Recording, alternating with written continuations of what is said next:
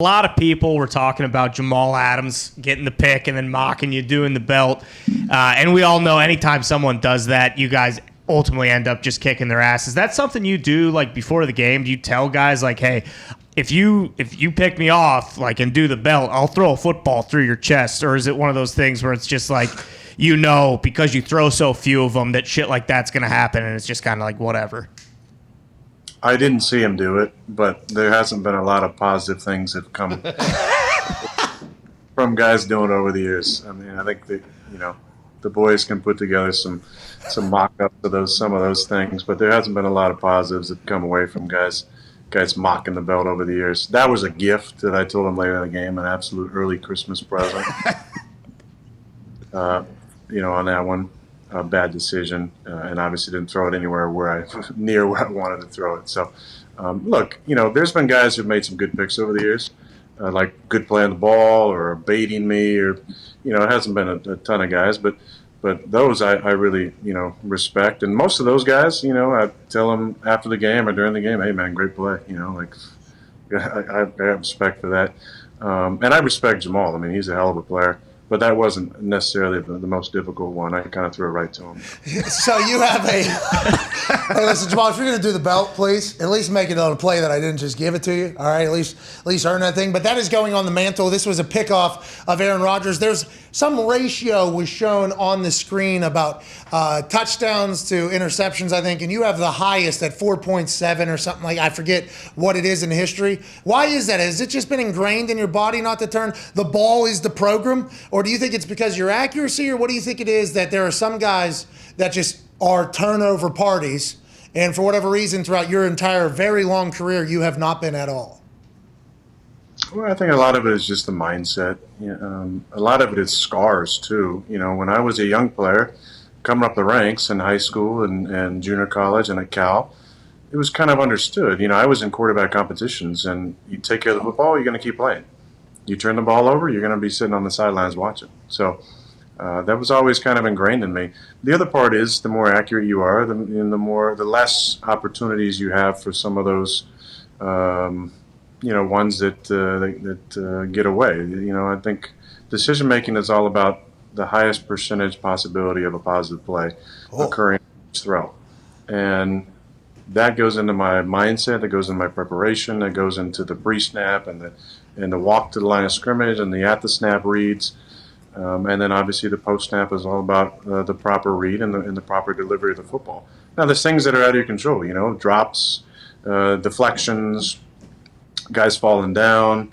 But the ones you can help based on ball placement and accuracy, I think that's allowed me to limit those over the years.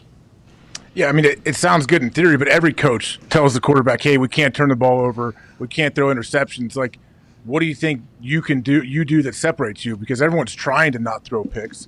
Is it your preparation? Is it your in-game, like how everything slows down? Like, what do you think it could be? And can he turn it off? You know, can he turn that off? You think some guys, can they turn it off? I mean, I think there's different points where you get more aggressive for sure. I mean, in tight games in 2 minutes in the fourth quarter, you might, you know, a lower percentage, you know, situation, you might try and fit a ball in certain spots where early in the game you might just check it down and move on down the road. If you need a chunk play at certain times, you might try and throw one up. And in various points during the game, you might be having a great game and it'd be in the fourth quarter and you might try and throw a, you know, 30-70 ball or a 10-90 ball.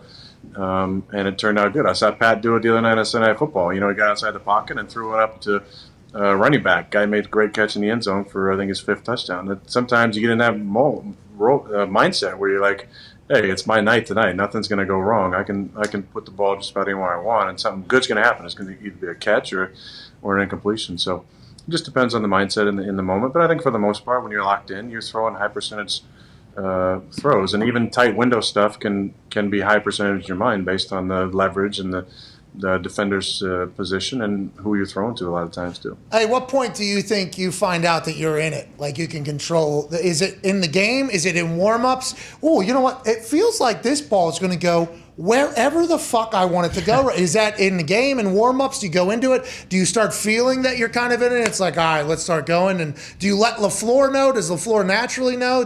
Have you looked deeper into that zone that you feel like I'm completing every single ball today?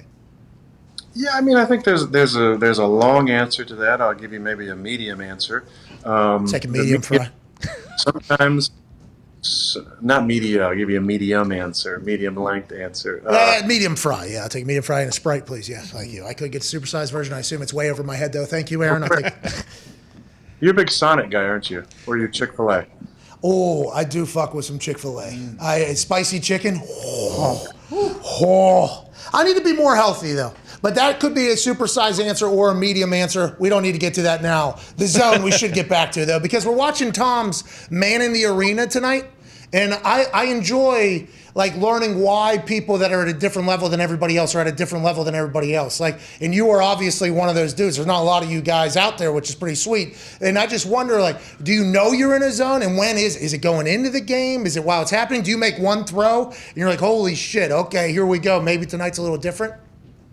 Yeah, sometimes that's the case. I mean, sometimes maybe you're not feeling it pregame, and the ball doesn't feel great coming off, and you make a couple throws early on, and you go, whoa, okay, I'm in it now. This thing is really jumping off your hand, or it's right where you want to put it every time. Sometimes it's during the week in practice. You have some of those special weeks. You're like, man, this has been a great week. Everything is coming together. My footwork's tying with the routes, and the ball's coming off good, and I'm using good eye discipline, and everything's just kind of in a line. Sometimes it's moments in a game that can last the whole game. Sometimes it's just little stretches where you really feel like you're dialed in. But the key is that flow state. You know, the flow state that's talked about so much. You know, with the mindset and the ability to stay in the moment and have things, you know, be slow all around you and be able to, you know, think very quickly and make a bunch of deductions in a short amount of time. Be here now, exactly.